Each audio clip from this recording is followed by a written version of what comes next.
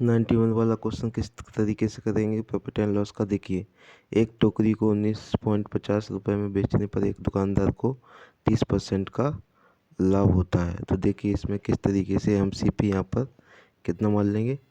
यहाँ पर हम सीपी 100 यूनिट मान लेंगे। कितना मानेंगे? 100 यूनिट। तो यहाँ पर इस पर हमें 30% का लाभ हो रहा है, तो इसका 30% कितना हो गया? 130 हो गया। यानी 30% का प्रॉफिट हमारा हो गया 130 यूनिट। और 130 यूनिट की वैल्यू हमको दी गई है 19.50। तो एक यूनिट की वैल्यू कितनी हो जाएगी? 19.50 बटे में 130। क्लियर? तो हमें क्या निकालना है? 40% प्रॉफिट निकालना है। तो यहाँ पर 40% लाभ निकालना है सीपी पर। तो सीपी हमारा 100 है, तो 40% लाभ कितना हो जाएगा? 140। तो यहाँ पर हमें क्या निकालना है? 140 यूनिट की वैल्यू हमारी हो जाएगी 19.50 ए बटे में 130 इंटू 140। हमने यहाँ पर पॉइंट हटा दिया, 2 जीरो लगा दिए। एक जीरो से एक जीरो कैंसिल, एक जीरो से एक जीरो कैंसिल। 13 का भाग इसमें दूंगा 10 बार, और 13 का भाग इसमें दूंगा 15 बार। क्लियर? 15 बार आ गया। फिर हमने 2 का भाग इसमें दिया 7 बार, 2 का भाग इसमें दिया 5 बार, 5 का भाग इसमें दिया 15 में 3 बार। क्लियर? और 7 दिया 21।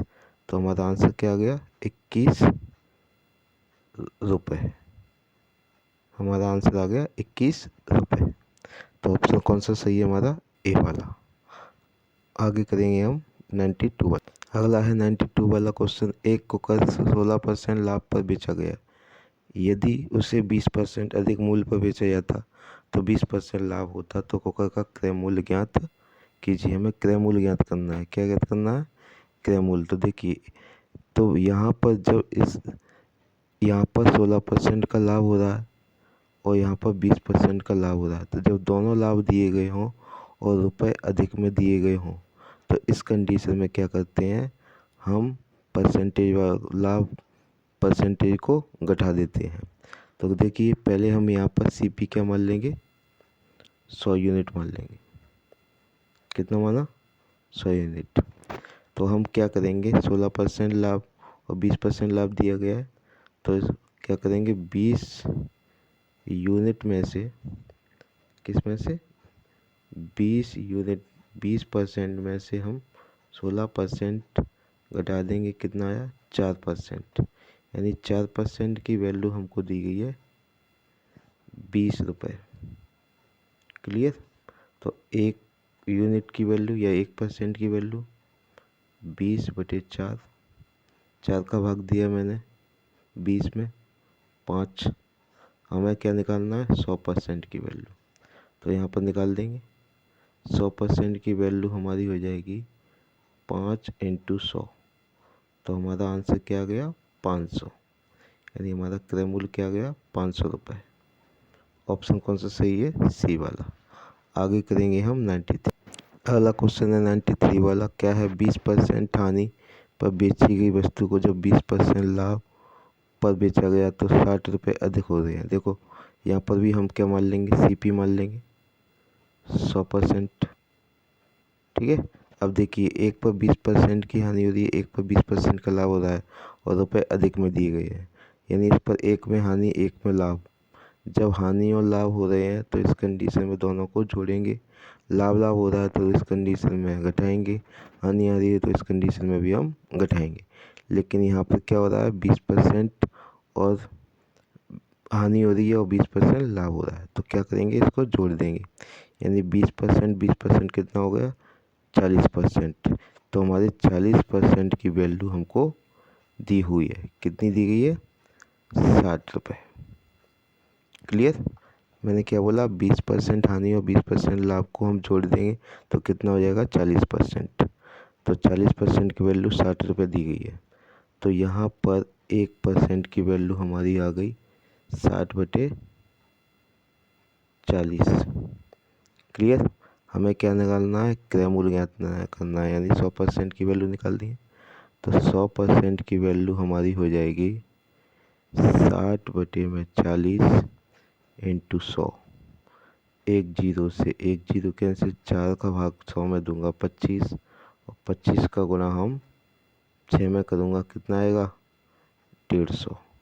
यानी आंसर कितना आ गया 150 रुपये। ऑप्शन कौन सा सही है, बी वाला। अगला हम करेंगे 94 वाला क्वेश्चन। क्या दिया गया है, 700 रुपये में किसी वस्तु को बेचने पर एक व्यक्ति को 30% की हानि होती है। तो देखिए हम यहाँ पर सीपी क्या मान लूँगा, सीपी मैंने 100 यूनिट मान लिया। तो इस पर 30% का क्या हो रहा है, लॉस हो रहा है। 30% का लॉस हो रहा है, इसका मतलब 70 यूनिट बची। 70% की वैल्यू हमको दी गई है 700 रुपये। तो 1% की वैल्यू मैं निकालूंगा, तो 700 बटे में 70, तो कितना आ गया हमारा 10। क्लियर, 10 आ गया। अब हमें निकालना क्या है, 30% लाभ, यानी सीपी पर 30% लाभ कितना हो जाएगा, यानी सीपी हमारा 100 है तो 30% लाभ 130 हो गया। तो यहाँ पर 130% की वैल्यू हमको चाहिए। तो 130% की वैल्यू जब मैं निकालूंगा तो 10 इंटू 130, तो 130 का गुणा जब मैं करूँगा इसमें 10 में कितना आएगा 1300 रुपये। तो ऑप्शन हमारा कौन सा सही है, डी वाला। अगला क्वेश्चन है हमारा 95 वाला। एक व्यक्ति ने 450 रुपये में एक बेडशीट खरीद कर उसके विक्रय मूल्य के 10% लाभ पर बेच दिया। तो बेडशीट का विक्रय मूल्य ज्ञात करें। तो देखो इसको किस तरीके से करेंगे हम। तो यहाँ पर 10% लाभ क्या होता है, पहले तो हम ये देखेंगे कि 10% हमारा होता है 1/10। तो ये 10 तो हमारा हो गया सीपी, और ये हो गया हमारा प्रॉफिट। तो यहाँ पर प्रॉफिट हो रहा है, लाभ हो रहा है 10% का लाभ, लाभ हो रहा है, तो ये तो लाभ ही तो है। तो जब सीपी हमें पता है तो एसपी क्या हो जाएगा, एसपी हमारा ये सीपी में से प्रॉफिट घटाऊंगा वही तो होगा, यानी 10 में से 1 घटाया हमने 9 आ गया, यानी 9 यूनिट आ गई। समय क्या आ गया 9 यूनिट, यानी बेचने पर, सॉरी एक बार ध्यान में रखना कि यहाँ पर आपको क्या दिया गया है, ये नीचे एसपी दिया गया है, क्या एसपी। तो यहाँ पर हमें सीपी निकालना है, एसपी। तो यहाँ पर सीपी निकालूंगा तो क्या हो जाएगा, यहाँ पर 10 में से घटाऊंगा 9 यूनिट, और 9 यूनिट की वैल्यू हमको दी गई है 450 रुपये। कितनी, 450 रुपये। तो यहाँ पर 1 यूनिट की वैल्यू निकालूंगा तो कितना आएगा हमारा 50 रुपये। ठीक है, 50 रुपये आ गया। अब हमें इसका विक्रय मूल्य निकालना है। विक्रय मूल्य हमने क्या है इसका 10 यूनिट ही तो है, यानी 10 यूनिट की वैल्यू निकालनी है। तो 50 इंटू 10 कितना आ गया 500 रुपये। ठीक है, हमने क्या बोला, इसको 10% के बिक्री पर बेच दिया, 10% लाभ पर बेच दिया, है ना, बेच दिया यानी विक्रय मूल्य। तो यहाँ पर नीचे आएगा वो एसपी आएगा, ऊपर लाभ पर बेच दिया यानी प्रॉफिट। जब सीपी निकालता हूँ तो हम क्या करते हैं, एसपी में से प्रॉफिट को घटा देते हैं। तो यहाँ पर 9 यूनिट आ गया, 9 यूनिट की वैल्यू 450 हो गई। तो 1 यूनिट की वैल्यू 50 रुपये। हमें निकालना है विक्रय मूल्य, तो 10 यूनिट की वैल्यू निकालनी है। तो 10 यूनिट की वैल्यू आ गई 500 रुपये। ये हमारा आंसर होगा।